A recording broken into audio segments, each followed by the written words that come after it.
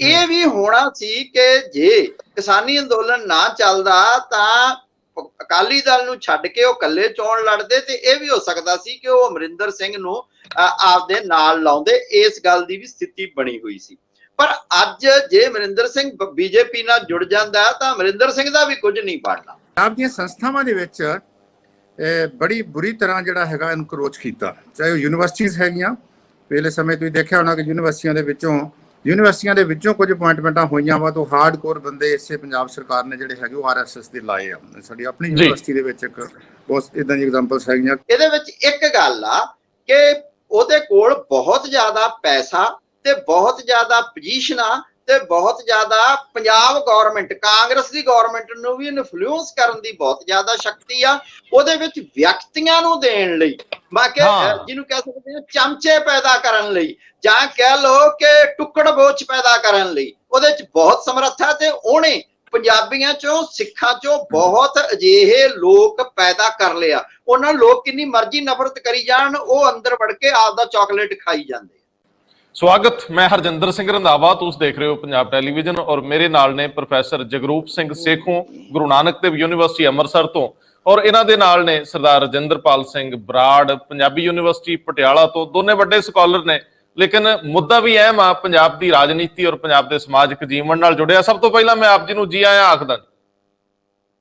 ਦੋਸਤੋ, ਸਵਾਲ ਬਹੁਤ ਵੱਡਾ ਹੈ ਕਿ ਬੀਜੇਪੀ ਜਿਹੜੀ ਪਿਛਲੇ ਕਾਫੀ ਅਰਸੇ ਤੋਂ ਕੇਂਦਰ ਦੇ ਵਿੱਚ ਰਾਜ ਕਰਦੀ ਹੈ, ਉਹਨੇ ਕੋਈ ਗਵਰਨਰ ਤੱਕ ਵੀ ਸਿੱਖਾਂ ਨਾਲ ਸੰਬੰਧਿਤ ਨਹੀਂ ਸੀ ਲਾਇਆ। ਲੇਕਿਨ ਹੁਣ ਪੰਜਾਬ ਦੀ ਇੱਕਦਮ ਯਾਦ ਆਈ ਹੈ ਤੇ ਤਿੰਨ ਬਹੁਤ ਵੱਡੇ ਵਜ਼ੀਰ ਜਿਨ੍ਹਾਂ ਕੋਲ ਵੱਡੇ ਪੋਰਟਫੋਲੀਓ ਆ ਔਰ ਜਿਹੜੇ ਕਦਾਵਰ ਨੇ, ਉਹਨਾਂ ਨੂੰ ਪੰਜਾਬ ਦੀ ਜ਼ਿੰਮੇਵਾਰੀ ਸੌਂਪੀ ਆ, ਨਾਲ ਇੱਕ MP ਲਾਇਆ। ਔਰ ਇਸੇ ਹੀ ਦਿਨ ਪੰਜਾਬ ਤੋਂ ਘੱਟ ਗਿਣਤੀ ਕਮਿਸ਼ਨ ਦੇ ਚੇਅਰਮੈਨ ਵਜੋਂ ਸਰਦਾਰ ਇਕਬਾਲ ਸਿੰਘ ਲਾਲਪੁਰਾ ਨੂੰ ਲਾਇਆ। ਸੋ ਜਿਹੜੀਆਂ ਪਰਿਸਥਿਤੀਆਂ ਬਣ ਰਹੀਆਂ ਨੇ ਉਹਦੇ ਵਿੱਚ ਬੀਜੇਪੀ ਲਈ ਇੱਕਦਮ ਇਹ ਸਟੇਟ ਅਹਿਮ ਹੋ ਗਈ ਆ। ਬੀਜੇਪੀ ਦਾ ਏਜੰਡਾ ਪੰਜਾਬ ਕੀ ਹੈ, ਉਹ ਇਹਨਾਂ ਨਿਯੁਕਤੀਆਂ ਦੇ ਨਾਲ। ਇਸ ਤੋਂ ਪਹਿਲਾਂ ਜੇ ਤੁਹਾਨੂੰ ਯਾਦ ਹੋਵੇ ਤੇ ਸਾਂਪਲਾ ਸਾਹਿਬ ਨੂੰ ਵੀ ਘੱਟ ਜਿਹੜਾ ਦਲਿਤ ਇੱਕ ਕਮਿਸ਼ਨ ਹੈਗਾ ਉਹਦਾ ਚੇਅਰਮੈਨ ਲਾਇਆ ਗਿਆ, ਉਹ ਵੀ ਬੜਾ ਅਹਿਮ ਆ। ਸੋ ਇਹ ਸਭ ਤੋਂ ਅਹਿਮ ਸਵਾਲ ਇਸ ਵੇਲੇ ਹੈ ਕਿ ਬੀਜੇਪੀ ਦੀ ਤਰਜੀਹ ਪੰਜਾਬ ਇੱਕਦਮ ਕਿਵੇਂ ਬਣ ਗਿਆ। ਪ੍ਰੋਫੈਸਰ ਸਾਹਿਬ, ਇਹਦਾ ਜਰਾ ਵਿਸਥਾਰ ਦਿਓ। ਸ਼ੁਰੂਆਤ ਦੇ ਵਿੱਚ ਮੈਨੂੰ ਦੱਸਿਓ ਕਿ ਬੀਜੇਪੀ ਦੀ ਇੱਕਦਮ ਤਰਜੀਹ ਬਦਲ ਗਈ ਹੈ, ਪੰਜਾਬ ਨੰਬਰ 1 ਤੇ ਆ ਗਿਆ ਲੱਗਦਾ ਹੈ ਉਹਨਾਂ ਦੀ ਸਿਆਸਤ ਦੇ ਵਿੱਚ। ਸ਼ੁਕਰੀਆ ਰੰਧਾਵਾ ਸਾਹਿਬ। ਪਹਿਲੀ ਗੱਲ ਤਾਂ ਹੈ ਕਿ ਜਿਹੜੀ ਤੁਸੀਂ ਗੱਲ ਕਹੀ ਸੀ ਕਿ ਬੀਜੇਪੀ ਨੇ ਕੋਈ ਵੀ ਮਿਨੋਰਟੀ ਦਾ ਗਵਰਨਰ ਨਹੀਂ ਲਾਇਆ। ਨਹੀਂ, ਕੇਰਲਾ ਦੇ ਵਿੱਚ ਉਹਨਾਂ ਨੇ ਜੋ ਮੇਰੇ ਖਿਆਲ ਆਰਿਫ ਮੁਹੰਮਦ ਖਾਨ ਸਾਹਿਬ ਜਿਹੜੇ ਉਹ ਲਾਏ ਸੀਗੇ, ਉਹ ਵਿਅਕਤੀ ਹੈਗਾ ਜਿਨ੍ਹਾਂ ਨੇ 86 ਦੇ ਵਿੱਚ ਸ਼ਾਹਬਾਨੂ ਕੇਸ ਦੇ ਕੰਟੈਕਸਟ ਦੇ ਵਿੱਚ ਜਦੋਂ ਰਾਜੀਵ ਗਾਂਧੀ ਸਾਹਿਬ ਨਹੀਂ, ਮੈਂ ਸਿੱਖਾਂ ਦੀ ਪ੍ਰੋਫੈਸਰ ਸਾਹਿਬ, ਮੈਂ ਸਿੱਖਾਂ ਦੀ ਗੱਲ ਕੀਤੀ ਸੀ ਕਿ ਸਿੱਖਾਂ ਚੋਂ ਜੀ। ਹਾਂ, ਉਹ ਤੁਹਾਡੀ ਗੱਲ ਠੀਕ ਹੈਗੀ ਆ, ਕਿਉਂਕਿ ਮੈਨੂੰ ਲੱਗਦਾ ਹੈ ਕਿ ਸਿੱਖਾਂ ਜਾਂ ਹਿੰਦੂਆਂ ਜਾਂ ਮੁਸਲਮਾਨਾਂ ਦੇ ਤੌਰ ਤੇ ਉੱਤੇ ਗਵਰਨਰ ਲਾਉਣ ਨਾਲੋਂ ਜੇ ਕਾਬਲੀਅਤ ਤੇ ਲੱਗੇ ਤਾਂ ਮੈਨੂੰ ਲੱਗਦਾ ਵੀ ਸਮੇਂ ਦੀ ਲੋੜ ਇਹ ਹੈਗੀ ਆ। ਠੀਕ ਆ, ਤੁਹਾਡਾ ਸਵਾਲ ਇਹ ਹੈਗਾ ਕਿ ਇਹ ਕਿਉਂ ਨਹੀਂ ਲਾਇਆ। ਉਹਦੇ ਵਿੱਚ ਤਾਂ ਬਹੁਤ ਸਾਰੇ ਲੋਕ ਜ਼ਿੰਮੇਵਾਰੀ ਹੋ ਸਕਦੀ ਹੈ ਕਿ ਪਹਿਲੇ ਸਮੇਂ ਜਿਹੜੀ ਉਹਦੀ ਲੰਮਾ ਸਮਾਂ ਇੱਕ ਭਾਈਵਾਲ ਪਾਰਟੀ ਰਹੀ ਪੰਜਾਬ ਦੀ, ਜਿਹੜੀ ਆਪਣੇ ਆਪ ਮਤਲਬ ਸਿੱਖਾਂ ਦੀ ਨੁਮਾਇੰਦਗੀ ਕਰਦੀ ਲੰਮੇ ਸਮੇਂ ਤੋਂ। ਇਹ ਤੇ ਸਵਾਲ ਉਹਨਾਂ ਨੂੰ ਪੁੱਛਿਆ ਜਾ ਸਕਦਾ ਵੀ ਕੀ ਕਾਰਨ ਸੀਗਾ ਕਿ ਕੋਈ ਵੀ ਉਹਨਾਂ ਨੂੰ ਉਦੋਂ ਸਿੱਖ ਨਹੀਂ ਮਿਲਿਆ। ਪਰ ਤੁਹਾਡੇ ਇਸ ਪੁਆਇੰਟ ਤੇ ਆਉਣੇ ਜਿਹੜਾ ਤੁਸੀਂ ਕੀਤਾ ਕਿ ਹੁਣ ਉਹਨਾਂ ਨੇ ਇੱਕਦਮ ਜਿਹੜਾ ਹੈਗਾ ਸੀ ਜਿਹੜੀ ਕਾਰਪੈਟ ਬੰਬਿੰਗ ਨੂੰ ਮੈਂ ਤਾਂ ਕਹੂੰਗਾ ਵੀ ਇਹ ਜਿਹੜਾ ਹੁਣ ਇਹਨਾਂ ਨੇ 3 ਭਾਰੀ ਭਰਕਮ ਜਿਹੜੇ ਹੈਗੇ ਬੰਦੇ ਲਾ ਦਿੱਤੇ ਗਏ ਆ, ਜਾਂ ਇੱਕ ਆਪਣੇ ਸਰਦਾਰ ਇਕਬਾਲ ਸਿੰਘ ਜੀ ਜਿਹੜੇ ਸੀਗੇ ਫਾਰਮਰ IPS ਅਫਸਰ ਸੀਗੇ, ਉਹਨਾਂ ਨੂੰ ਜਿਹੜਾ ਮਿਨੋਰਟੀ ਕਮਿਸ਼ਨ ਦਾ ਚੇਅਰਮੈਨ ਲਾਤਾ, ਜਿਹੜੀ ਬਹੁਤ ਵੱਡੀ ਪੋਜੀਸ਼ਨ ਹੈਗੀ ਉਸ ਤਰੀਕੇ ਦੇ ਨਾਲ। ਤੇ ਇਹ ਕਿਉਂ ਇਹ ਸਾਰਾ ਵਰਤਾਰਾ ਹੋਇਆ, ਇਹ ਤੇ ਦਿਖਾਈ ਦਿੰਦਾ ਸੀਗਾ। ਤੁਸੀਂ ਦੇਖਿਆ ਹੋਣਾ ਕਿ ਪਿਛਲੇ ਲੰਮੇ ਸਮੇਂ ਤੋਂ ਹੀ ਜਿਹੜਾ ਬੀਜੇਪੀ ਸੀਗੀ, ਇਹਨਾਂ ਨੇ ਜਦੋਂ ਅਕਾਲੀ ਦਲ ਕਮਜ਼ੋਰ ਹੋਇਆ, ਚਾਹੇ ਉਹ ਜਿਹੜਾ ਹੈਗਾ ਲੈਜਿਸਲੇਟਿਵ ਜਿਹੜੀਆਂ ਹੈਗੀਆਂ ਜਿਹੜੀਆਂ ਉਹਨਾਂ ਦੀ ਸਟਰੈਂਥ ਤੋਂ ਜਾਂ ਉਹਨਾਂ ਦੀ ਹੋਰ ਕਿਸੇ ਜਿਹੜਾ ਹੈਗਾ ਕਾਰਨ ਕਰਕੇ ਪਾਰਟੀ ਢਾਂਚੇ ਦੇ ਉੱਤੋਂ, ਤਿਉਂ ਬੀਜੇਪੀ ਨੇ ਜਿਹੜੀ ਹੈਗੀ ਆ ਆਰਮ ਟਵਿਸਟਿੰਗ ਜਿਹੜੀ ਆ ਉਹ ਕੀਤੀ ਆ ਔਰ ਕਰਦੀ ਰਹੀ ਆ।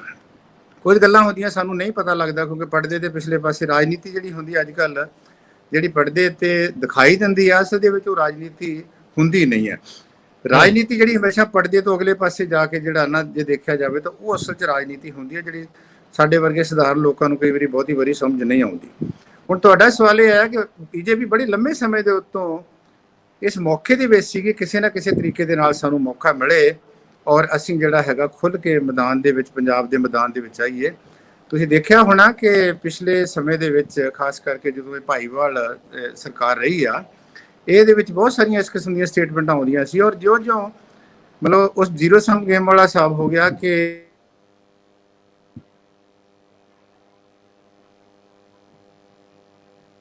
जब वीक होया खास करके 14 ਦੀਆਂ ਚੋਣਾਂ ਤੋਂ ਬਾਅਦ 17 ਦੀਆਂ ਚੋਣਾਂ ਤੋਂ ਬਾਅਦ ਤੇ ਇਹਨਾਂ ਨੇ ਇੰਡੀਪੈਂਡੈਂਟਲੀ ਜਿਹੜਾ ਅਸਰਟ ਕਰਨਾ ਸ਼ੁਰੂ ਕਰ ਦਿੱਤਾ ਔਰ ਬਹੁਤ ਵੱਡੀ ਗਿਣਤੀ ਦੇ ਵਿੱਚ ਜਿਹੜੇ ਭਾਈਚਾਰੇ ਦੇ ਲੋਕ ਆਪਾਂ ਕਹਿ ਦਈਏ ਜਾਂ ਅਕਾਲੀ ਦਲ ਦੇ ਜਿਹੜੇ ਹੈਗੇ ਸੀ ਉਹਨਾਂ ਦੇ ਹਮਦਰਦ ਸੀਗੇ ਜਾਂ ਦੇਖਿਆ ਹੋਣਾ ਕਿ ਪਿੰਡਾਂ ਦੇ ਵਿੱਚੋਂ ਵੀ ਜਿਹੜੇ ਖਾਸ ਕਰਕੇ ਕੁਝ ਜ਼ਿਮੀਂਦਾਰ ਅੱਜ ਤੋਂ ਜੇ ਆਪਣਾ ਕਿਸਾਨ ਸੰਘਰਸ਼ ਤੋਂ ਪਹਿਲਾਂ ਦੇਖਿਆ ਜਾਵੇ ਤੇ ਜਿਹੜੇ ਇਹਨਾਂ ਦੇ ਬੁਲਾਰੇ ਸੀਗੇ ਜਾਂ ਇਹਨਾਂ ਦੇ ਜ਼ਿਲ੍ਹਾ ਪੱਧਰ ਦੇ ਅਧਿਕਾਰੀ ਸੀਗੇ ਜਾਂ ਬਲਾਕ ਪੱਧਰ ਦੇ ਅਧਿਕਾਰੀ ਸੀਗੇ ਵੱਡੀ ਗਿਣਤੀ ਦੇ ਵਿੱਚ ਉਸ ਪਾਸੇ ਸ਼ਿਫਟ ਆਈ ਸੀਗੀ ਔਰ ਜੇ ਸ਼ਾਇਦ ਮੈਨੂੰ ਲੱਗਦਾ ਸੀਗਾ ਉਸ ਵੇਲੇ ਵੀ ਡਾਊਟ ਸੀਗਾ ਵੀ ਜੇ ਕਿਸਾਨਾਂ ਦਾ ਸੰਘਰਸ਼ ਨਾ ਚੱਲਦਾ ਤੇ ਨਾਰਮਲ ਪ੍ਰੋਸੈਸ ਦੇ ਵਿੱਚ 2017 ਦੀਆਂ ਇਲੈਕਸ਼ਨਸ ਹੁੰਦੀਆਂ ਤੇ ਮੈਨੂੰ ਇਹ ਲੱਗਦਾ ਸੀਗਾ ਆਈ ਵਿਸ਼ ਆਈ ਵਾਸ ਰੋਂਗ ਕਿ ਬੀਜੇਪੀ ਬਹੁਤ ਵੱਡੀ ਧਿਰ ਜਿਹੜੀ ਹੈਗੀ ਆ ਉਹ ਬਣ ਕੇ ਪੰਜਾਬ ਦੇ ਵਿੱਚ ਉੱਠੂਗੀ ਔਰ ਉਹਨਾਂ ਦੀ ਜਿਹੜੀ ਨਿਗਾਹ ਸੀਗੀ ਉਹ ਪੰਜਾਬ ਦੇ ਉੱਤੇ ਸੀ ਕਿਉਂਕਿ ਉਹਨਾਂ ਨੇ ਅਕਾਲੀ ਦਲ ਦਾ ਜਿਹੜਾ ਰਜੀਮ ਲੋਕਾਂ ਨੇ ਦੇਖਿਆ ਸੀਗਾ ਕਾਂਗਰਸ ਤੋਂ ਸੈਟੀਸਫਾਈਡ ਹੈ ਨਹੀਂ ਸੈਟੀਸਫਾਈਡ ਉਹ ਹਰ ਇੱਕ ਦੀ ਸਬਜੈਕਟਿਵ ਜਿਹੜੀ ਉਹਦੀ ਓਪੀਨੀਅਨ ਹੋ ਸਕਦੀ ਆ ਤਾਂ ਇਸੇ ਕਰਕੇ ਉਹਦੇ ਵਿੱਚੋਂ ਇਹਨਾਂ ਨੇ ਇਹ ਜਿਹੜੇ ਸਾਰੇ ਜਿਹੜੇ ਹੈਗੇ ਸੀ ਦੋਵਾਂ ਪਾਰਟੀਆਂ ਨੂੰ ਲਾਂਭੇ ਰੱਖ ਕੇ ਇੱਕ ਵੱਡੀ ਧਿਰ ਦੇ ਤੌਰ ਤੇ ਉੱਭਰ ਦਾ ਉਪਰਾਲਾ ਲੰਮੇ ਸਮੇਂ ਤੋਂ ਸੀਗਾ ਪਰ ਹੁਣ ਦੇਖਿਆ ਕਿ ਸਮੇਂ ਤੋਂ ਉਹ ਜਿਹੜੀ ਹਾਸ਼ੀ ਵਾਲ ਪਾਸੇ ਧੱਕੀ ਗਈ ਆ ਔਰ ਖਾਸ ਕਰਕੇ ਕਿਸਾਨੀ ਜਿਹੜੀ ਸੰਘਰਸ਼ ਦਾ ਸਭ ਤੋਂ ਵੱਧ ਸੇਕ ਜਿਹੜਾ ਉਹ ਬੀਜੇਪੀ ਨੂੰ ਲੱਗ ਰਿਹਾ ਪਰ ਮੈਂ ਤਾਂ ਇਹ ਪਿੱਛੇ ਲਿਖਿਆ ਵੀ ਸੀਗਾ ਵੀ ਭਾਵੇਂ ਆਪਾਂ ਸਾਰੇ ਜੋ ਮਰਜ਼ੀ ਕਹੀ ਜਾਈਏ ਆਪਾਂ ਨੂੰ ਬੀਜੇਪੀ ਨੂੰ ਜਿਹੜਾ ਹੈਗਾ ਰਾਜਨੀਤਿਕ ਤੌਰ ਦੇ ਉੱਤੇ ਜਾਂ ਉਹਦੀ ਜਿਹੜੀ ਖਾਸ ਕਰਕੇ ਜਿਹੜੀ ਸਟਰੈਂਥ ਹੈਗੀ ਆ ਉਹਨੂੰ ਜਿਹੜਾ ਹੈਗਾ ਉਹ ਮਾਈਨਸ ਕਰਕੇ ਨਹੀਂ ਦੇਖਣਾ ਚਾਹੀਦਾ ਇਹ ਕੋਸ਼ਿਸ਼ ਕਰੂਗੀ ਔਰ ਉਸੇ ਕੋਸ਼ਿਸ਼ ਦੇ ਵਿੱਚ ਅੱਜ ਆਪਾਂ ਦੇਖਿਆ ਕਿ ਕਿਸ ਤਰੀਕੇ ਦੇ ਨਾਲ ਕਿਉਂਕਿ ਕੁਝ ਇੰਟੈਂਸ਼ਨ ਤਾਂ ਕਲੀਅਰ ਹੋ ਗਈਆਂ ਸੀਗੀਆਂ ਕਿ ਜਿਹੜਾ ਖਾਸ ਕਰਕੇ ਜਦੋਂ ਪੰਜਾਬ ਦੇ ਗਵਰਨਰ ਸਾਹਿਬ ਜਿਹੜੇ ਹੈਗੇ ਬੀਬੀ ਬਦਨੌਰ ਸਾਹਿਬ ਜਿਹੜੇ ਆ ਉਹਨਾਂ ਦੀ ਟਰਮ ਪੂਰੀ ਹੋਈ ਆ ਤੇ ਆਮ ਤੌਰ ਤੇ ਹੁੰਦਾ ਕਿ ਜਿਹੜੇ ਗਵਰਨਰ ਸਾਹਿਬ ਜਿਹੜੇ ਗਵਾਂਢੀ ਰਾਜਾਂ ਦੇ ਗਵਰਨਰ ਹੁੰਦੇ ਆ ਜਾਂ ਬਹੁਤ ਕੋਈ ਨੇੜਿਓਂ ਹੋਰ ਲਾ ਦਿੱਤਾ ਉਹਨਾਂ ਨੂੰ ਲਾ ਦਿੱਤਾ ਜਾਂਦਾ ਔਰ ਜਿਸ ਤਰੀਕੇ ਦੇ ਨਾਲ ਇੱਕ ਸਾਊਥ ਦੇ ਵਿੱਚੋਂ ਗਵਰਨਰ ਨੂੰ ਲਿਆ ਕੇ ਇੱਥੇ ਲਾਇਆ ਗਿਆ ਹੈ ਇਹ ਤਾਂ ਉਸ ਦਿਨ ਹੀ ਲੱਗਿਆ ਸੀਗਾ ਵੀ ਇਹਨਾਂ ਦੀ ਸਕੀਮ ਕੋਈ ਲਾਰਜਰ ਸਕੀਮ ਹੈਗੀ ਆ ਮੇਰਾ ਕਹਿਣ ਤੋਂ ਭਾਵ ਹੈਗਾ ਕਿ ਬੀਜੇਪੀ ਨੇ ਇੱਕ ਬਹੁਤ ਸੋਚੀ ਸਮਝੀ ਸ਼ਕਤੀ ਦੇ ਨਾਲ ਕਿਉਂਕਿ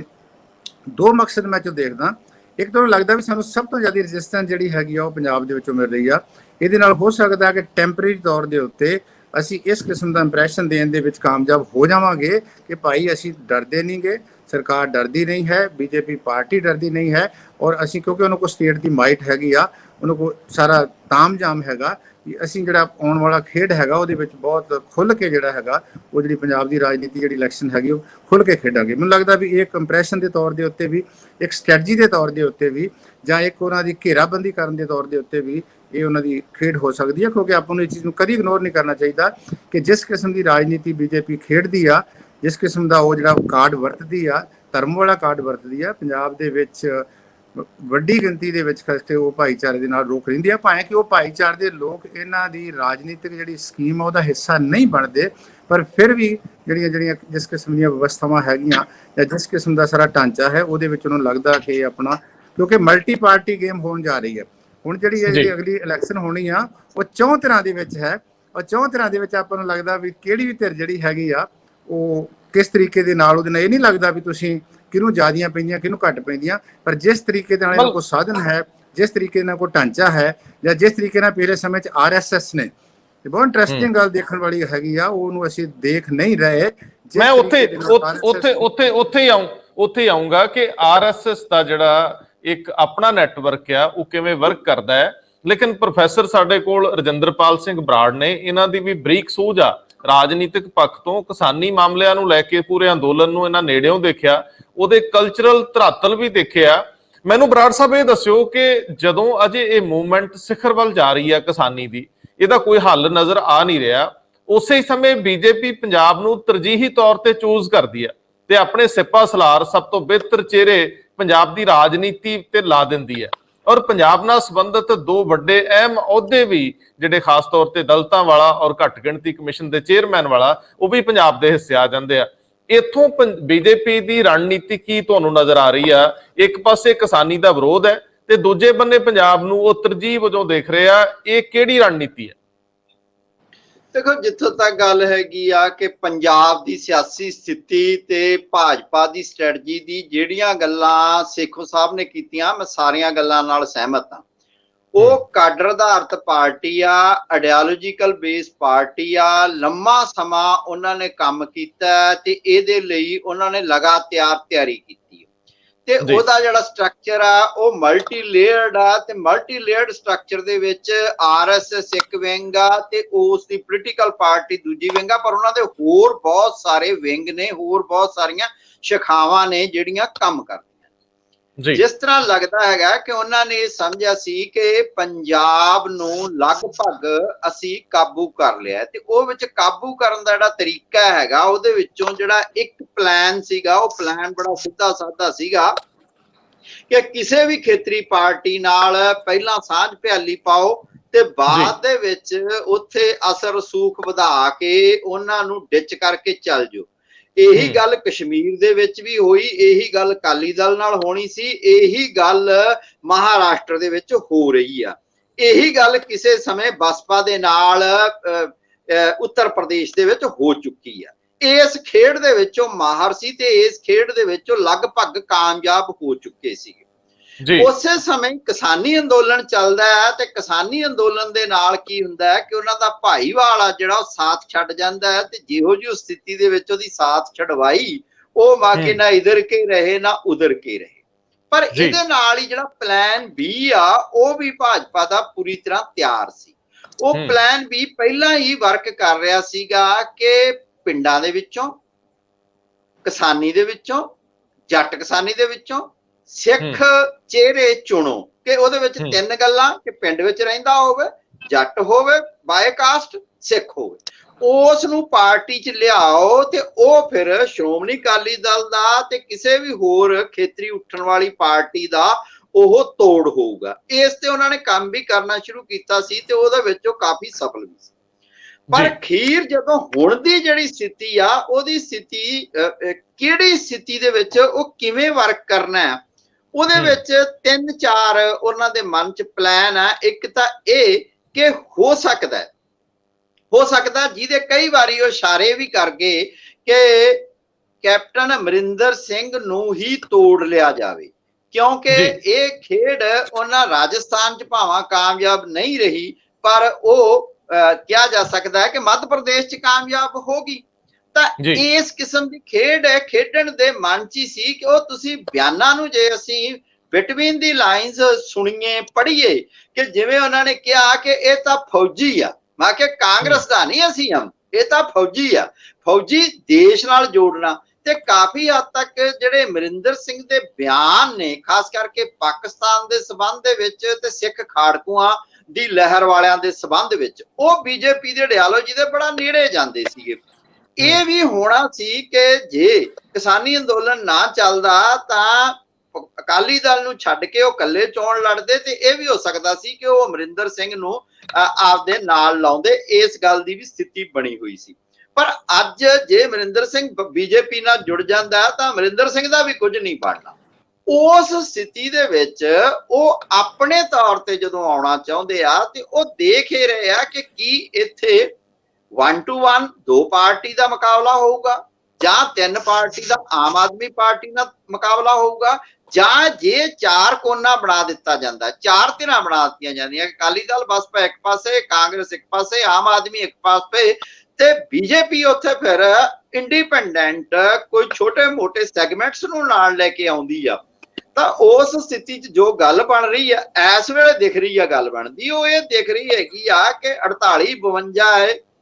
ਰੇਸ਼ੋ ਹਿੰਦੂ ਸਿੱਖ ਦੀ ਜਾਂ ਇਹ ਰੇਸ਼ੋ 40-60 ਦੀ ਆ। ਚਲੋ ਇਹ ਤਾਂ ਆਪੋ ਆਪਣੇ ਦਾਅਵੇ ਆ ਕਿ ਕੁਛ ਭਾਈਚਾਰੇ ਇਹੋ ਜਿਹੇ ਕਿ ਜਿਹਦੇ ਬਾਰੇ ਇਹ ਨਹੀਂ ਕਿਹਾ ਜਾਂਦਾ ਕਿ ਕਿਸ ਇਹਨਾਂ ਨੂੰ ਧਰਮ ਦੇ ਸੈਗਮੈਂਟ 'ਚ ਰੱਖੀ ਜਾਈਏ। ਪਰ ਫੇਰ ਬੀਜੇਪੀ ਨੂੰ ਇਹ ਲੱਗਦਾ ਹੈ ਕਿ ਮੈਂ ਕੱਲੀ ਵੀ ਲੜ ਸਕਦੀ ਹਾਂ ਤੇ ਉਹਦੇ ਲਈ ਫਿਰ 2 ਹੀ ਪਲੈਂਕ ਨੇ ਕਿ ਇੱਕ ਸਿੱਖ ਪਲੈਂਕ ਖੇਡਿਆ ਜਾਵੇ, ਉਹਨਾਂ ਨੂੰ ਲੱਗਦਾ ਹੈ ਕਿ ਹਿੰਦੂ ਵੋਟ ਆ ਜਿਹੜੀ ਉਹ ਤਾਂ ਸਾਨੂੰ ਮਿਲ ਹੀ ਜਾਊਗੀ। ਇੱਕ ਦਲਿਤ ਜਿਨ੍ਹਾਂ ਬਾਰੇ ਕਿ ਹਿੰਦੂ ਹੋਣ ਦੇ ਬਾਵਜੂਦ ਜਾਂ ਸਿੱਖ ਹੋਣ ਦੇ ਬਾਵਜੂਦ ਉਹਨਾਂ ਦੀ ਇੱਕ ਦਲਿਤ ਆਇਡੈਂਟੀ ਵੀ ਆ, ਉਹਨੂੰ ਕਿਤੇ ਟੱਚ ਕੀਤਾ ਜਾਵੇ। ਇਹ ਜਿਹੜੀਆਂ ਹੁਣ ਉਹਨਾਂ ਨੇ ਅਪਾਇੰਟਮੈਂਟਸ ਕੀਤੀਆਂ ਇਹ ਲੱਗਦਾ ਹੈਗਾ ਕਿ ਉਸ ਸਕੀਮ ਦੇ ਹਿੱਸੇ ਵਜੋਂ ਆ। ਅਖੀਰ ਲਾਸਟ ਤੇ ਜਾ ਕੇ ਉਹਨੇ ਗੇਮ ਕੀ ਖੇਡਣੀ ਆ ਕਿ ਇੱਕ ਤਰੀਕਾ ਇਹ ਕਿ ਤੁਸੀਂ ਇੱਥੇ ਅਮਨ ਕਾਨੂੰਨ ਦਾ ਰੌਲਾ ਪਾ ਕੇ ਤੁਸੀਂ ਰਾਸ਼ਟਰਪਤੀ ਰਾਜ ਲਾਗੂ ਕਰਦੇ ਹੋ, ਜਿਸ ਤਰ੍ਹਾਂ ਪਹਿਲਾਂ ਕਾਂਗਰਸ ਕਰਦੀ ਰਹੀ ਆ। ਆਪਾਂ ਅਸੀਂ ਦੇਖਿਆ ਅੱਤਵਾਦੀ ਦੌਰ ਦੇ ਵਿੱਚ, ਤੇ ਜੰਮੂ ਕਸ਼ਮੀਰ ਵਾਂਗ ਇਹਨੂੰ ਸੀਲ ਕਰਕੇ ਇੱਥੇ ਸਾਰਾ ਕੁਝ ਕੀਤਾ ਜਾਵੇ। ਇਹ ਇੱਕ ਪਲਾਨ ਹੋ ਸਕਦਾ। ਦੂਸਰਾ ਪਲਾਨ ਇਹ ਕਿ ਕੁਝ ਰਿਆਇਤਾਂ ਦੇ ਕੇ ਇੱਥੋਂ ਦੇ ਜਿਹੜੇ ਟੁੱਟੇ ਫੁੱਟੇ ਸੈਗਮੈਂਟ ਆ, ਜਿਹੜੇ ਬਾਦਲ ਵਿਰੋਧੀ ਨੇ, ਜਾਂ ਕਹਿ ਲਓ ਕਿ ਐਸਜੀਪੀਸੀ ਦੇ ਉੱਤੇ ਬਾਦਲਾਂ ਦੇ ਕਬਜ਼ੇ ਤੋਂ ਸਤੇ ਹੋਏ ਲੋਕ ਨੇ, ਉਹ ਚਾਹੇ ਢੀਂਡਸਾ ਗਰੁੱਪ ਹੋਵੇ, ਚਾਹੇ ਮਾਨ ਗਰੁੱਪ ਹੋਵੇ, ਚਾਹੇ ਕੋਈ ਹੋਰ ਗਰੁੱਪ ਹੋਵੇ, ਉਹਨਾਂ ਸੈਗਮੈਂਟਸ ਨੂੰ ਇਕੱਠੇ ਕਰਕੇ ਇੱਕ ਬੇੜਾ ਬੰਨ ਲਿਆ ਜਾਵੇ। ਇਹ ਵੀ ਪਲਾਨ ਹੋ ਸਕਦਾ ਹੈ।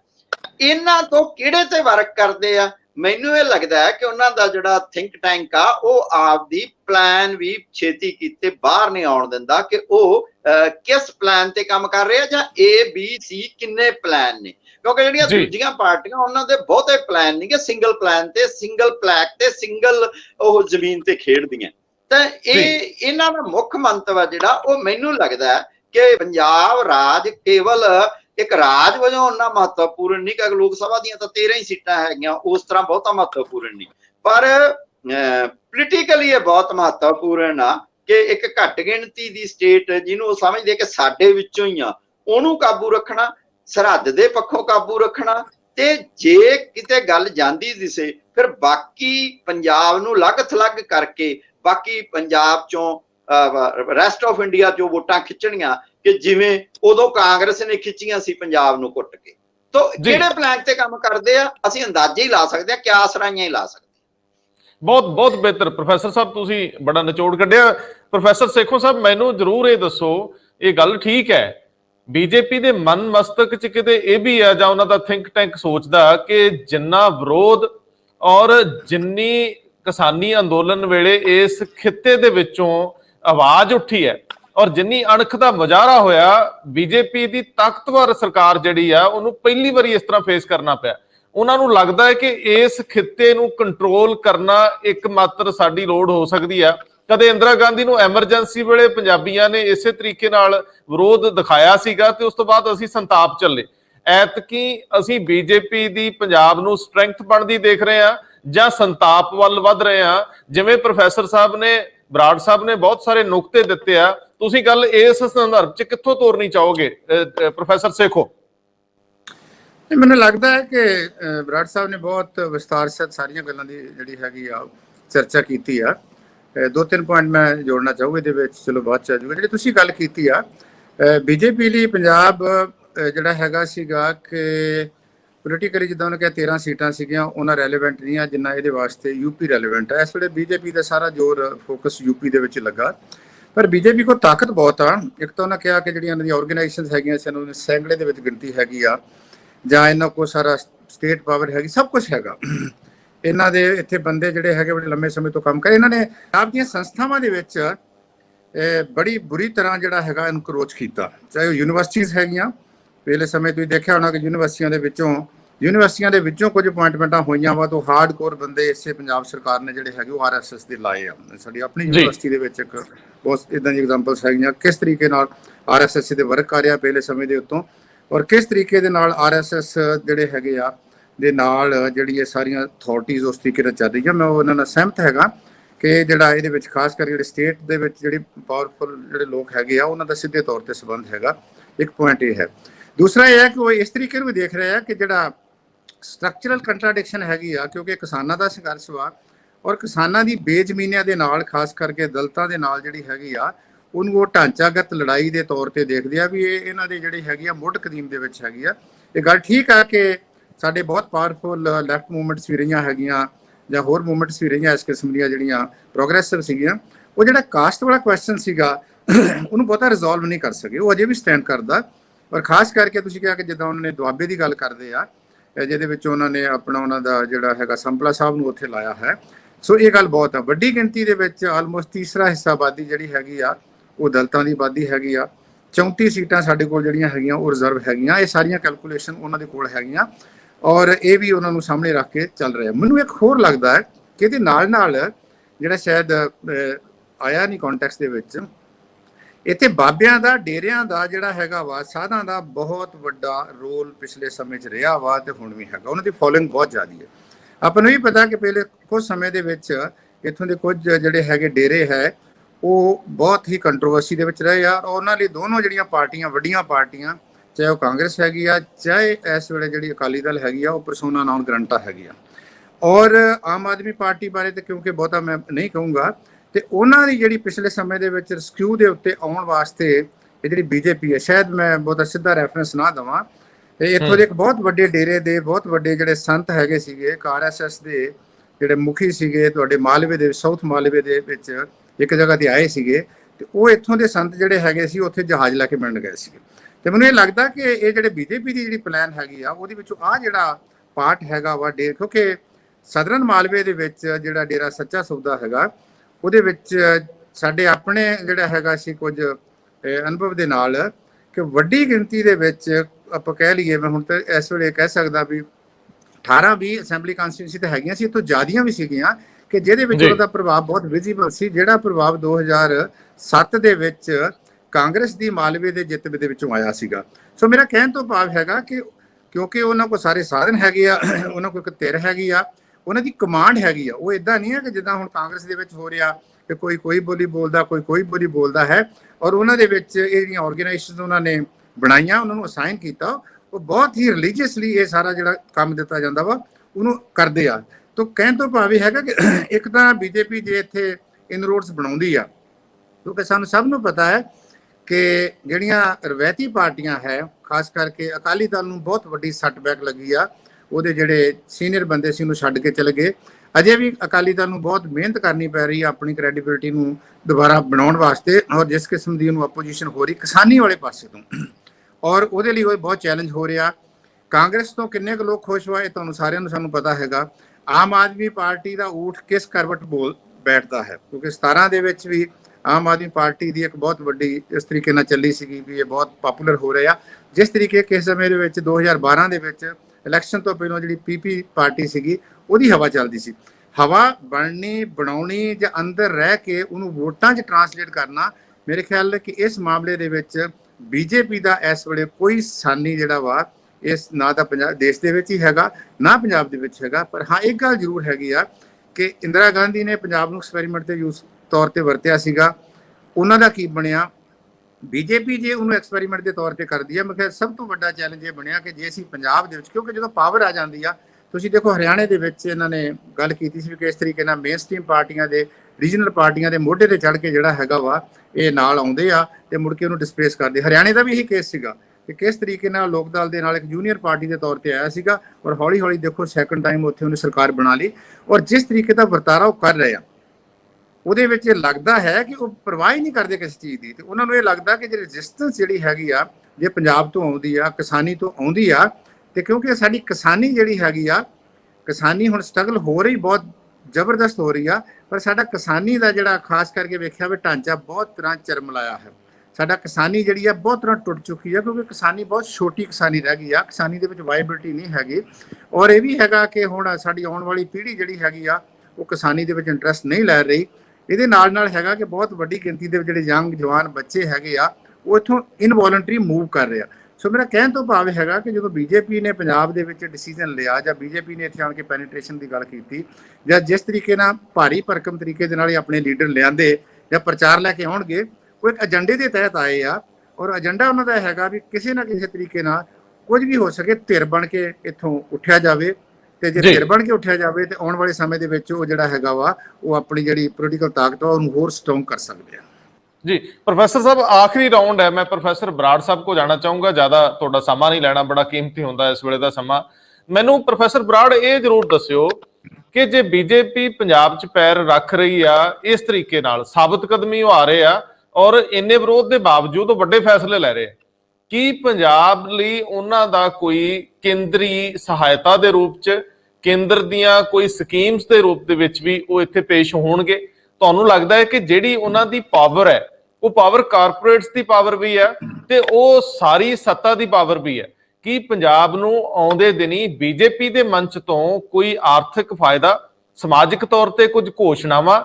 ਔਰ ਜੇਕਰ ਪੂਰੇ ਸਮੁੱਚੇ ਦ੍ਰਿਸ਼ ਦੇ ਵਿੱਚ ਕੁਝ ਮਿਲਦਾ ਦਿਸਦਾ ਤੁਹਾਨੂੰ ਲੱਗਦਾ ਹੈ ਕਿ ਇਹ ਲੋਕ ਇਕੱਲੇ ਨਹੀਂ ਆਉਣਗੇ, ਨਾਲ ਪੰਜਾਬ ਦੇ ਲੋਕਾਂ ਨੂੰ ਲਿਊਰ ਕਰਨ ਲਈ, ਪੰਜਾਬ ਦੇ ਲੋਕਾਂ ਨੂੰ ਕੁਝ ਨਾ ਕੁਝ ਦਿਖਾਉਣ ਲਈ, ਭਰਮਾਉਣ ਲਈ ਕੁਝ ਲੈ ਕੇ ਵੀ ਆਉਣਗੇ? ਪੰਜਾਬ ਨੂੰ ਬੈਨੀਫਿਟ ਹੋ ਰਿਹਾ ਇਸ ਚੀਜ਼ ਦਾ? ਪੰਜਾਬੀ ਮਾਨਸਿਕਤਾ ਇਹਨੂੰ ਸੌਖਿਆ ਪ੍ਰਵਾਨ ਕਰੂਗੀ? ਤੁਹਾਨੂੰ ਕੀ ਲੱਗਦਾ ਹੈ ਕਿ ਇਹ ਆਉਂਦੇ ਦਿਨ ਪੰਜਾਬ ਲਈ ਬੀਜੇਪੀ ਦੇ ਨਜ਼ਰੀਓਂ ਤੇ ਕੇਂਦਰੀ ਸੱਤਾ ਦੇ ਨਜ਼ਰੀਓਂ ਕੁਝ ਇੱਕ ਹਾਸਲ ਕਰਨ ਦੀ ਸਥਿਤੀ 'ਚ ਹੈ ਅਸੀਂ? ਜਿਹੜੀ ਤੇ ਪਹਿਲੀ ਗੱਲ ਹੈਗੀ ਆ ਕਿ ਜੇ ਤਾਂ ਪੰਜਾਬ ਦੇ ਵਿੱਚ ਧਰੂਵੀਕਰਨ ਕਾਂਗਰਸ ਤੇ ਅਕਾਲੀਆਂ ਦਰਮਿਆਨ ਹੀ ਹੁੰਦਾ ਤਾਂ ਬੀਜੇਪੀ ਲਈ ਕੋਈ ਸਪੇਸ ਨਹੀਂ ਸੀ। ਪਰ ਕਿਉਂਕਿ ਤੀਜੀ ਧਿਰ ਆਮ ਆਦਮੀ ਐਂਟਰ ਕਰ ਚੁੱਕੀ ਆ ਤੇ ਤਿੰਨ ਧਿਰੀ ਮੁਕਾਬਲੇ ਦੇ ਵਿੱਚ ਉਹ ਚੌਥੀ ਧਿਰ ਬਣ ਕੇ ਆ ਰਹੀ ਆ ਤੇ ਉਹ ਧਰੂਵੀਕਰਨ ਉਹਨਾਂ ਸ਼ਾਰਪ ਨਹੀਂ ਹੋਣਾਗਾ, ਕਿਉਂਕਿ ਆਮ ਕਰਕੇ ਪੋਲੀਟੀਕਲ ਸਰਕਲ ਦੇ ਵਿੱਚ ਇਹ ਗੱਲ ਚੱਲਦੀ ਆ ਕਿ ਸਾਰੇ ਹੀ 33-33 ਤੇ ਖੜੇ ਆ। ਰੌਲਾ ਤਾਂ 1% ਵੋਟ ਦਾ, 1% ਵੋਟ ਐਵੇਂ ਹੀ ਮਤਲਬ ਕਿ ਭਾਵੇਂ ਕਿ ਹਵਾ ਕਿਹਦੀ ਬਣਦੀ ਆ, ਮੌਕੇ ਸਿਰ ਟਿਲਟਡ ਵੋਟ ਆ, ਜਿਹੜੀ ਫਲੋਟਿੰਗ ਵੋਟ ਆ ਕਿੱਧਰ ਜਾਂਦੀ ਆ, ਉਸ ਗੱਲ ਤੇ ਖੜੀ ਆ। ਤੇ ਉਸ ਸਥਿਤੀ ਦੇ ਵਿੱਚ ਜੇ ਤਿੰਨੇ 33-33 ਤੇ ਖੜੇ ਆ ਤਾਂ ਫੇਰ ਉਹਨੂੰ ਇਹ ਕਿ ਮੈਂ ਜੇ ਵਿੱਚ ਐਂਟਰ ਕਰਦਾ ਤੇ ਮੈਂ ਕੁਛ ਨਾ ਕੁਛ ਲੈ ਡਿੱਗਾਂਗਾ। ਇੱਕ ਤਾਂ ਇਹ ਸਕੀਮ ਤੇ ਚੱਲ ਰਹੇ। ਦੂਸਰੀ ਜਿਹੜੀ ਤੁਸੀਂ ਗੱਲ ਕਹੀ ਕਿ ਉਹ ਪੰਜਾਬ ਨੂੰ ਕੁਝ ਦੇ ਸਕਦੇ ਆ, ਜਿੱਥੋਂ ਤੱਕ ਮੈਨੂੰ ਲੱਗਦਾ ਹੈ ਕਿ ਪੰਜਾਬ ਨੂੰ ਉਹ ਦੋ ਕਾਰਨਾਂ ਕਰਕੇ ਕੁਝ ਨਹੀਂ ਦੇਣਗੇ। ਉਹਦੇ ਵਿੱਚੋਂ ਪਹਿਲਾ ਕਾਰਨ ਤਾਂ ਇਹ ਕਿ ਪੰਜਾਬ ਨੂੰ ਉਹ ਮਜ਼ਬੂਤ ਨਹੀਂ ਦੇਖਣਾ ਚਾਹੁੰਦੇਗੇ। ਦੂਸਰੀ ਜਿਹੜੀ ਗੱਲ ਆ ਕਿ ਪੰਜਾਬ ਨੂੰ ਦੇਣ ਦਾ ਮਤਲਬ ਇਹ ਕਿ ਰੈਸਟ ਆਫ ਇੰਡੀਆ ਨੂੰ ਵੀ ਫਿਰ ਉਹੀ ਕੁਝ ਦੇਣਾ ਪੈਣਾ, ਕਿਉਂਕਿ ਬਾਕੀ ਰਾਜਾਂ ਨੇ ਵੀ ਉਵੇਂ ਰੌਲਾ ਪਾਉਣਾ, ਉਵੇਂ ਬਗਾਵਤ ਕਰਨੀ ਆ। ਇਕੱਲੇ ਪੰਜਾਬ ਨੂੰ ਕੁਝ ਵੀ ਨਹੀਂ ਦਿੱਤਾ ਜਾ ਸਕਦਾ। ਜੇ ਮਤਲਬ ਕਿ ਕਿਸਾਨੀ ਦੇ ਮਾਮਲੇ ਦੇ ਵਿੱਚ ਕੁਝ ਦਿੰਦੇ ਨੇ ਤਾਂ ਉਹਦਾ ਫਿਰ ਕਿਸਾਨਾਂ ਦੇ ਨੇਤਾਵਾਂ ਨੂੰ ਜਾਂ ਕਿਸਾਨੀ ਆਧਾਰਿਤ ਪਾਰਟੀਆਂ ਨੂੰ ਫਾਇਦਾ ਹੋਊਗਾ ਉਹਦਾ, ਕਿ ਅਸੀਂ ਲੜ ਕੇ ਕੁਝ ਲੈ ਲਿਆ ਤਾਂ ਬੀਜੇਪੀ ਨੂੰ ਫਾਇਦਾ ਨਹੀਂ ਹੋਣ ਲੱਗਿਆ। ਪਰ ਇਹਦੇ ਵਿੱਚ ਇੱਕ ਗੱਲ ਆ ਕਿ ਉਹਦੇ ਕੋਲ ਬਹੁਤ ਜ਼ਿਆਦਾ ਪੈਸਾ ਤੇ ਬਹੁਤ ਜ਼ਿਆਦਾ ਪੋਜੀਸ਼ਨਾਂ ਤੇ ਬਹੁਤ ਜ਼ਿਆਦਾ ਪੰਜਾਬ ਗਵਰਨਮੈਂਟ, ਕਾਂਗਰਸ ਦੀ ਗਵਰਨਮੈਂਟ ਨੂੰ ਵੀ ਇਨਫਲੂਐਂਸ ਕਰਨ ਦੀ ਬਹੁਤ ਜ਼ਿਆਦਾ ਸ਼ਕਤੀ ਆ। ਉਹਦੇ ਵਿੱਚ ਵਿਅਕਤੀਆਂ ਨੂੰ ਦੇਣ ਲਈ, ਬਾਕੀ ਜਿਹਨੂੰ ਕਹਿ ਸਕਦੇ ਹਾਂ ਚਮਚੇ ਪੈਦਾ ਕਰਨ ਲਈ, ਜਾਂ ਕਹਿ ਲਓ ਕਿ ਟੁੱਕੜ ਬੋਚ ਪੈਦਾ ਕਰਨ ਲਈ ਉਹਦੇ ਚ ਬਹੁਤ ਸਮਰੱਥਾ। ਤੇ ਉਹਨੇ ਪੰਜਾਬੀਆਂ ਚੋਂ, ਸਿੱਖਾਂ ਚੋਂ ਬਹੁਤ ਅਜਿਹੇ ਲੋਕ ਪੈਦਾ ਕਰ ਲਿਆ। ਉਹਨਾਂ ਲੋਕ ਕਿੰਨੀ ਮਰਜ਼ੀ ਨਫ਼ਰਤ ਕਰੀ ਜਾਣ, ਉਹ ਅੰਦਰ ਵੜ ਕੇ ਆਪਦਾ ਚਾਕਲੇਟ ਖਾਈ ਜਾਂਦੇ। ਜੀ ਜੀ ਜੀ ਬਿਲਕੁਲ ਹੋਣਗੇ ਪਰ ਸਥਿਤੀ ਇਹ ਨਹੀਂ ਦਿਲਚਸਪ ਗੱਲ ਹੈ ਤੁਹਾਡੀ ਗੱਲ ਤੋਂ ਮੈਂ ਅੱਗੇ ਵਧਾ ਲੈਣਾ। ਪ੍ਰੋਫੈਸਰ ਸਾਹਿਬ, ਆਖਰੀ ਗੱਲ ਪ੍ਰੋਫੈਸਰ ਸੇਖੋਂ, ਮੈਨੂੰ ਇਹ ਦੱਸਿਓ, ਪੰਜਾਬ ਜਦੋਂ ਤੋਂ ਆਜ਼ਾਦੀ ਮਿਲੀ ਆ ਉਦੋਂ ਤੋਂ ਕਈ ਤਰੀਕੇ ਨਾਲ ਨਪੀੜਿਆ ਗਿਆ, ਤੇ ਜਦੋਂ ਹੁਣ ਪੁਨਰਗਠਨ ਹੋਇਆ ਭਾਸ਼ਾ ਦੇ ਆਧਾਰ ਤੇ ਰਾਜ ਦਾ, ਉਦੋਂ ਤੋਂ ਬਾਅਦ ਸਾਡੇ ਕੋਲ ਸਾਡੀ ਰਾਜਧਾਨੀ ਵੀ ਹੈ ਨਹੀਂ, ਸਾਡੀ ਆਪਣੀ ਹਾਈ ਕੋਰਟ ਵੀ ਹੈ ਨਹੀਂ, ਸਾਡੇ ਬਹੁਤ ਸਾਰੇ ਮਸਲੇ ਭਾਸ਼ਾ ਤੋਂ ਲੈ ਕੇ ਹੋਰ ਅਜੇ ਵੀ ਜਿਉਂ ਦੇ ਤਿਉਂ ਖੜੇ ਆ। ਤੁਹਾਨੂੰ ਲੱਗਦਾ ਹੈ ਕਿ ਬੀਜੇਪੀ ਜੇ ਕੁਝ ਮੰਚ ਇਹੋ ਜਿਹੀਆਂ ਗੱਲਾਂ ਉਠਾਉਂਦੇ ਆ, ਨਰਿੰਦਰ ਮੋਦੀ ਜਿਹੜੇ ਐਲਾਨ ਕਰਨ ਲਈ ਜਾਣੇ ਜਾਂਦੇ ਆ, ਪੰਜਾਬ ਲਈ ਕੁਝ ਐਲਾਨਿਆ ਜਾ ਸਕਦਾ? ਉਹ ਗੱਲ ਪ੍ਰੋਫੈਸਰ ਸਾਹਿਬ ਦੀ ਠੀਕ ਹੈ, ਬਰਾੜ ਸਾਹਿਬ ਦੀ, ਕਿ ਕਿਸਾਨੀ ਨੂੰ ਦੇਣਗੇ ਤੇ ਕਿਸਾਨੀ ਦੀ ਜਿੱਤ ਲੱਗਣੀ ਆ, ਉਧਰ ਨਹੀਂ ਹੋ ਜਾਣਗੇ। ਇਸ ਤੋਂ ਇਲਾਵਾ ਉਹ ਕੁਝ ਕਰ ਸਕਦੇ ਇਸ ਤਰ੍ਹਾਂ ਦਾ? ਕਿਉਂਕਿ ਸਾਰੀਆਂ ਪਾਰਟੀਆਂ ਕੋਈ ਕਿੰਨੇ ਯੂਨਿਟ ਮਾਫ ਕਰ ਰਿਹਾ, ਕੋਈ ਕੁਝ ਰਿਆਇਤਾਂ 10,000 ਦੀ, ਕੋਈ ਵਜ਼ੀਫੇ ਦੀ ਗੱਲ ਕਰ ਰਿਹਾ, ਕੋਈ ਲੋਨ ਦੀ ਗੱਲ ਕਰ ਰਿਹਾ। ਐਸੀ ਸਥਿਤੀ 'ਚ ਬੀਜੇਪੀ ਇਹਨਾਂ ਸਾਰਿਆਂ ਨਾਲੋਂ ਸਮਰੱਥ ਹੈ। ਆਉਂਦੇ ਦਿਨਾਂ 'ਚ ਇਸ ਪਟਾਰੇ 'ਚੋਂ ਕੁਝ ਨਿਕਲਦਾ ਦਿਸਦਾ, ਕੋਈ ਵੱਡੀ ਗੱਲ ਵੀ ਉਹ ਕਰ ਸਕਦੇ ਆ ਜੀ? ਮੇਰੇ ਖਿਆਲ ਇਹ ਨਹੀਂ ਹੋ ਸਕਦਾ, ਕਿਉਂਕਿ ਜਿਸ ਕਿਸਮ ਦਾ ਬੀਜੇਪੀ ਦਾ ਜਿਹੜੇ ਸ਼ਾਸਿਤ ਰੂਲ ਹੈਗੇ ਆ, ਜਿਹੜੇ ਤੇ ਰਜੀਮ ਆ ਉਹਨਾਂ ਦੇ, ਤੁਸੀਂ ਖੱਟਰ ਦੀ ਐਗਜ਼ਾਮਪਲ ਲੈ ਕੇ ਦੇਖ ਲਓ, ਤੁਸੀਂ ਯੂਪੀ ਦੇ ਵਿੱਚ ਜਿਹੜਾ ਯੋਗੀ ਦਾ ਰਜੀਮ ਹੈਗਾ ਉਹਦੀ ਗੱਲ ਕਰਕੇ ਦੇਖ ਲਓ, ਤੁਸੀਂ ਮੱਧ ਪ੍ਰਦੇਸ਼ ਵਾਲੇ ਪਾਸੇ ਦੇਖ ਲਓ। ਇਹ ਤਾਂ ਬੇਸਿਕਲੀ ਅਥੋਰੀਟੇਰੀਅਨ ਜਿਹੜੀਆਂ ਹੈਗੀਆਂ ਦੂਸਰੀਆਂ ਫੋਰਸਸ ਹੈਗੀਆਂ, ਇਹ ਡਿਕਟੇਟਰਸ਼ਿਪ ਵਾਲੇ ਪਾਸੇ ਲੈ ਕੇ ਜਾਂਦੀਆਂ। ਕਿਉਂਕਿ ਇਹ ਗੱਲ ਹੁਣ ਜਗ ਜ਼ਾਹਰ ਹੋ ਗਈ ਆ ਕਿ ਜਿੱਥੇ ਜਿੱਥੇ ਵੀ ਇਹ ਗਏ ਆ, ਉੱਥੇ ਉੱਥੇ ਇਹਨਾਂ ਨੇ ਸਮੱਸਿਆ ਪੈਦਾ ਕੀਤੀਆਂ, ਉੱਥੇ ਉੱਥੇ ਇਹਨਾਂ ਨੇ ਲੋਕਾਂ ਨੂੰ ਵਰਟੀਕਲ ਹੋਰੀਜੈਂਟਲ ਵੰਡਿਆ ਹੈ, ਚਾਹੇ ਉਹ ਜਾਤ ਦੇ ਆਧਾਰ ਤੇ ਵੰਡਿਆ ਹੈ, ਧਰਮ ਦਾ ਚਲੋ ਗੱਲ ਕਰਦੇ, ਜਾਤ ਦੇ ਆਧਾਰ ਤੇ ਵੰਡਦੇ। ਜੇ ਤੁਸੀਂ ਯੂਪੀ ਦੀ ਰਾਜਨੀਤੀ ਨੂੰ ਵੇਖੋ ਜਾਂ ਹਰਿਆਣੇ ਦੀ ਰਾਜਨੀਤੀ ਨੂੰ ਵੇਖੋ ਕਿ ਕਿਸ ਤਰੀਕੇ ਦੇ ਨਾਲ ਇਵਨ ਜਦੋਂ ਖੱਟੜ ਸਾਹਿਬ ਨੂੰ ਚੀਫ ਮਿਨਿਸਟਰ ਬਣਾਇਆ ਸੀਗਾ, ਉਦੋਂ ਗੱਲ ਉੱਠੀ ਸੀਗੀ ਕਿ ਇਹ ਜਿਹੜਾ ਇੱਕ ਮਤਲਬ ਰਿਫਿਊਜੀ ਹੈਗਾ, ਚਲੋ ਪਰ ਜਾਟ ਲੈਂਡ ਦੇ ਵਿੱਚ ਉਹਨੂੰ ਬਣਾਉਣਾ, ਮੇਰਾ ਕਹਿਣ ਤੋਂ ਭਾਵ ਹੈ ਕਿ ਬੀਜੇਪੀ ਇਹ ਉਹ ਕੰਮ ਕਰਦੀ ਆ ਜਿਹੜੇ ਆਮ ਲੋਕਾਂ ਨੂੰ ਜਾਂ ਸੱਭਿਅਤ ਸਾਡੇ ਨਾ ਸੋਚਣੀ ਦੇ ਵਿੱਚ ਜਾਂ ਇੱਕ ਡੈਮੋਕ੍ਰੈਟਿਕ ਪ੍ਰੋਸੈਸ ਦੇ ਵਿੱਚ ਉਹ ਡੈਮੋਕ੍ਰੈਟਿਕ ਨਹੀਂ ਹੁੰਦੇ, ਉਹ ਅਥੋਰੀਟੇਰੀਅਨ ਹੁੰਦੇ ਆ। ਜੇ ਜਸਟ ਆਰਡਰ ਦਾ ਥਿੰਗਸ, ਔਰ ਜਿਸ ਤਰੀਕੇ ਦੇ ਨਾਲ ਇਹ ਤਾਕਤ ਦੀ ਇਹਨਾਂ ਦੇ ਵਿੱਚ ਭੁੱਖ ਹੈਗੀ ਆ, ਜਿਸ ਤਰੀਕੇ ਨਾਲ ਲਸਟ ਇਹਨਾਂ ਦੇ ਵਿੱਚ ਹੈਗੀ ਆ, ਕਿਉਂਕਿ ਜਿਹੜੀ ਇਹਨਾਂ ਦੀ ਵਿਚਾਰਧਾਰਾ ਤੁਸੀਂ ਦੇਖੋਗੇ ਉਹ ਵਿਚਾਰਧਾਰਾ ਜੋੜਨ ਵਾਲੀ ਨਹੀਂ ਹੈ। ਪ੍ਰੋਫੈਸਰ ਰਜਿੰਦਰਪਾਲ ਬਰਾੜ ਜੀ ਔਰ ਪ੍ਰੋਫੈਸਰ ਜਗਰੂਪ ਸੇਖੋਂ ਜੀ, ਆਪ ਜੀ ਦਾ ਬਹੁਤ ਧੰਨਵਾਦ। ਇਹ ਕੱਲ ਨੂੰ 10 ਤਰੀਕ ਨੂੰ ਕਿਸਾਨਾਂ ਨੇ ਪੰਜਾਬ ਦੀਆਂ ਜਿਹੜੀਆਂ ਰਾਜਨੀਤਿਕ ਪਾਰਟੀਆਂ ਉਹਨਾਂ ਨੂੰ ਸੱਦਿਆ ਕਿ ਆਪਣੀ ਗੱਲ ਰੱਖੋ, ਪੰਜਾਬ 'ਚ ਸਿਆਸੀ ਸਰਗਰਮੀਆਂ ਹੋਣੀਆਂ ਕਿ ਨਹੀਂ, ਜਿਹੜੀਆਂ ਅਜੇ ਖੜੋਤ ਵਿੱਚ ਹੈ। ਤੇ ਜੇ ਕੱਲ ਕਿਤੇ ਇਸ ਤਰ੍ਹਾਂ ਦਾ ਫੈਸਲਾ ਆ ਜਾਂਦਾ ਕਿ ਬੀਜੇਪੀ ਨੂੰ ਛੱਡ ਕੇ ਬਾਕੀ ਸਾਰੇ ਸਰਗਰਮੀ ਕਰ ਸਕਦੇ ਆ, ਤਾਂ ਇਹ ਜਿਹੜੀ ਵੱਡ ਅਕਾਰੀ ਟੀਮ ਲਾਈ ਆ, ਇਹ ਜਿਹੜੇ 73 ਪੰਜਾਬ ਦੇ ਵਿੱਚ ਬੀਜੇਪੀ ਨੇ ਲਾਏ ਆ, ਉਹ ਵੀ ਬੇਮਾਨੇ ਹੋ ਜਾਣਗੇ ਜਿੰਨਾ ਚਿਰ ਕਿਸਾਨੀ ਅੰਦੋਲਨ ਕਿਸੇ ਸਿਰੇ ਨਹੀਂ ਲੱਗਦਾ ਜਾਂ ਉਹਨਾਂ ਨਾਲ ਗੱਲਬਾਤ ਮੁੱਕ ਨਹੀਂ ਜਾਂਦੀ। ਖੈਰ, ਬਹੁਤ ਮਿਹਰਬਾਨੀ, ਬਹੁਤ ਧੰਨਵਾਦ। Thank you.